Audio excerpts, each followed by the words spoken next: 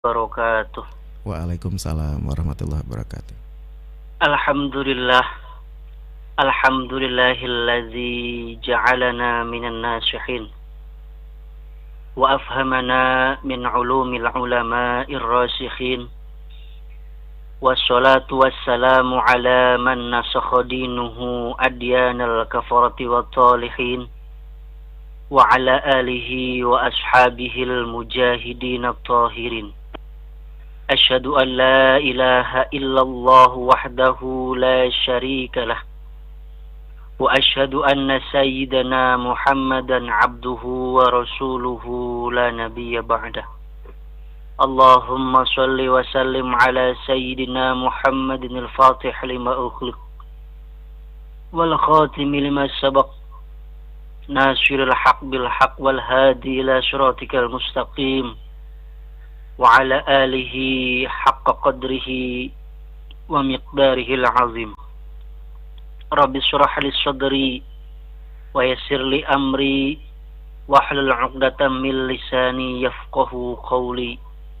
قالوا سبحانك لا علم لنا إلا ما علمتنا إنك أنت العليم الحكيم.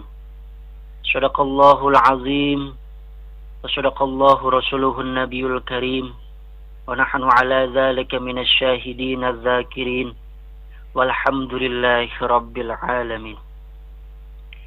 Tiada kata yang paling indah keluar dari lisan yang selalu berharap untuk bisa mempertahankan eksistensinya sebagai seorang hamba Allah yang diciptakan membawa dua misi yang selalu menghamba dan menjadikan diri kita sebagai khalifatu fil ard.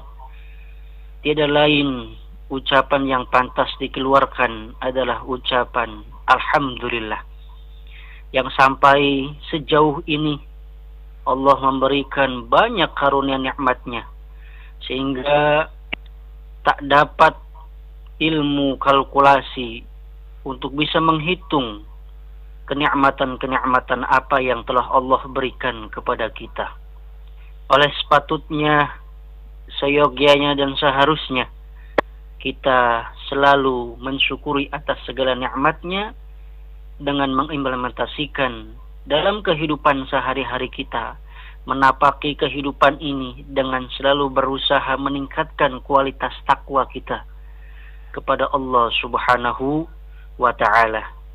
Karena dengan takwa inilah yang akan menjadi suatu bukti penting. Dengan takwa inilah menjadi suatu bekal yang nyata untuk menghadapi menuju kehidupan yang kekal abadi selamanya. Antara kenikmatan yang telah kita dapati ataukah azab yang akan kita hampiri. Nikmat dengan surga ataukah azab dengan neraka yang penuh siksa pedina. Tentunya mudah-mudahan dengan rasa syukur ini kita wujudkan dalam kehidupan sehari-hari dengan selalu meningkatkan kualitas takwa. Mudah-mudahan hidup kita di dunia bahagia dan selamat nanti menuju akhirat yang penuh kekal dan abadi. Walal akhiratu khairu wa abqa.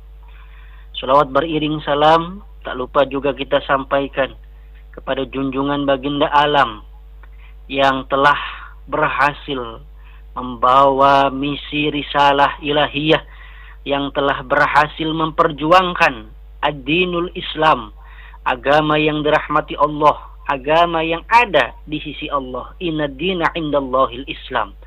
Namun yang perlu dicatat sebagai nilai spirit untuk kita bahwa Allah Subhanahu wa ta'ala memuji baginda Nabi bukan karena kehebatannya, bukan karena perjuangannya, bukan karena ilmunya, akan tetapi yang diabadikan dalam Al-Quran sampai saat ini yang perlu kita jadikan sebagai spirit motivation bahwa Nabi Muhammad SAW diagungkan karena begitu mulia akhlaknya. Wa innaka la'ala khuluqin azim. Semoga kita termasuk orang-orang yang diakui sebagai ummatan yang wasata, litakuna syuhada'a 'alan nas wa yakuna ar-rasulu 'alaikum syahida. Pendengar setia RRI Pro 1 Cirebon dimanapun berada yang saya cintai, dan pemirsa YouTube channel RRI Cirebon dimanapun berada yang saya cintai. Insya Allah pada pagi yang penuh berkah ini kita sama-sama niatkan untuk thalabul ilmi, karena thalabul ilmi bisa dilakukan lewat sam'an, lewat mendengarkan. Jadi hostnya ada di studio, narasumbernya ada di mana, pendengarnya ada di mana, tidak jadi masalah. Yang terpenting ilmunya sampai. Dan mudah-mudahan ilmu tersebut bisa diimplementasikan dalam kehidupan sehari-hari. Al ilmu bil amal, fa insyaallah akan berbuah kemanfaatan. Amin ya Allah ya Rabbal alamin. Umumnya orang yang berdoa kepada Allah Subhanahu wa taala pasti dia meminta agar diberi umur yang panjang. Sedikit sekali atau bahkan mungkin tidak ada orang yang menginginkan berumur pendek. Pasti kalau berdoa, Allahumma ya Allah panjangkan umur saya, umur kami, tidak ada. Ya Allah pendekkan umur saya, tidak ada. Sedikit sekali, mungkin bahkan tidak ada. Mereka pada umumnya tentu memiliki alasan masing-masing. Namun alasan mereka adalah ingin memiliki amal baik yang cukup semasa hidupnya sebagai bekal hidup abadi pada saat kita menuju akhirat. Hal ini memang memiliki dasar yang kuat, sebagaimana Allah Subhanahu wa taala, sebagaimana sabda dari baginda Nabi Muhammad sallallahu alaihi wasallam yang berbunyi, "Ya Rasulullah, wahai utusan Allah, man khairun nas?" Siapa sih sebaik-baik orang itu? Siapa sih sebaik-baik manusia itu? Qala, maka baginda Nabi Muhammad sallallahu alaihi wasallam menjawab, "Man tala umuruhu." Orang yang baik itu, manusia yang baik itu, kata Nabi, "Man tala umuruhu." Orang yang panjang umurnya, wa hasuna amaluhu, dan bagus amalnya. Ini tentu hadis ini sangat menginspirasi bagi banyak orang untuk selalu senantiasa berdoa kepada Allah Subhanahu wa taala agar diberinya umur yang panjang. Mereka telah meyakini bahwa salah satu tanda orang baik, orang terbaik adalah apabila seseorang berumur panjang dan hidupnya penuh dengan amal-amal kebaikan.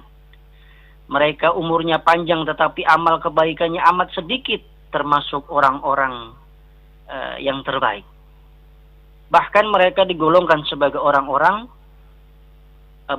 apabila seseorang yang amalnya panjang tapi amal solehnya sangat sedikit, mereka tidak digolongkan orang-orang yang terbaik. Bahkan mereka digolongkan orang-orang yang merugi. Namun demikian adalah kenyataan bahwa tidak setiap orang berumur panjang meski mereka berdoa demikian. Pertanyaannya yang muncul kemudian adalah bagaimana dengan mereka yang berumur pendek? Apakah mereka dengan sendirinya tidak termasuk orang yang terbaik? Nah, untuk menjawab pertanyaan ini, kita dapat membuka kembali penjelasan oleh al-alim al-alamah Sayyid Abdullah bin Alawi al-Haddad dalam kitabnya Sabilul Iddikar wal I'tibar bima yamurru bil insan wa yanqadilahul minnar, dalam halaman 47. Dijelaskan bahwa kata beliau, wa khairul umuri, sebaik-baik umur adalah barakatuhu, yang diberkahi Allah Subhanahu wa taala. Wa taufiqu fih, yang diberinya taufik untuk apa? Li a'malis sholihat, untuk mengajarkan amal-amal soleh. Wal khairatil khassah wal ammah, kebaikan-kebaikan lain baik yang khusus maupun yang umum. Dari kutipan ini kita dapat dijelaskan bahwa sebaik-baik umur adalah yang diberkahi Allah Subhanahu wa Ta'ala, yang diberinya bimbingan, arahan untuk melakukan berbagai kesolehan dan kebaikan. Jadi, kebaikan seseorang sebetulnya tidak semata-mata bergantung pada umur panjang atau pendeknya, tetapi lebih pada seberapa banyak amal soleh kebaikan yang ia lakukan selama hidupnya. Penjelasan ini juga sesuai dengan hadis Rasulullah SAW yang tadi. Oleh karenanya itu, bisa saja seseorang berumur pendek, tetapi amal kebaikannya sangat banyak. Dan mungkin saja sama, atau bahkan melebihi mereka yang berumur panjang. Orang-orang seperti ini termasuk orang-orang yang terbaik. Kenapa terbaik? Karena ia mampu memanfaatkan umurnya yang pendek untuk berbuat kebaikan sebanyak-banyaknya. Inilah umur yang penuh dengan berkah, umur yang penuh dengan ridho dari Allah Subhanahu wa Ta'ala. Dalam kaitannya ini, Sayyid Abdullah Al-Haddad juga menyebutkan contoh beberapa orang-orang yang soleh, yang tidak berumur panjang, namun amal kebaikannya sangat banyak dan dapat dirasakan kemanfaatannya oleh seluruh masyarakat luas sampai hari ini. Di antara contohnya, yang pertama ada Abu Abdullah Muhammad ibni Idris Asy-Syafi'i, atau yang lebih dikenal dengan nama Imam Syafi'i. Imam Syafi'i, beliau ini usianya tidak panjang, 54 tahun. Meski usia beliau ini tidak panjang, namun beliau semasa hidupnya mampu menghasilkan banyak kebaikan, seperti karya-karya yang sangat monumental dalam kitab-kitab karya beliau, sampai diangkat hari ini sebagai mazhab Syafi'i yang diikuti secara mayoritas di seluruh Nusantara, yang sangat penting bagi kaum muslim.